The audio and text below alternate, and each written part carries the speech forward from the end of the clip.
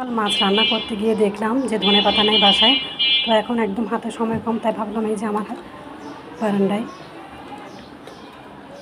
ছোট বিলাতি একটা গাছ ছিল আগে থেকে, যেটা অনেকদিন খাওয়া হয় না, তো ভাবলাম আজকে এটা তুলেই ফেলি। এই যে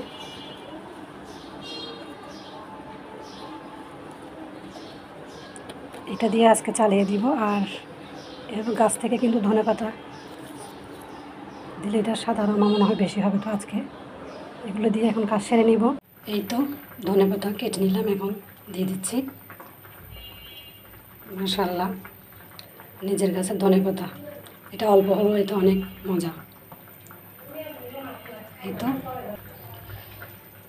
তো আজকে আমার রান্নাটা শেষ, রান্না প্রায় হয়ে গেছে, এখন নামিয়ে নেব। সবাই আজকে কী কী রান্না করেছেন অবশ্যই জানাবেন। আল্লাহ হাফেজ সবাইকে।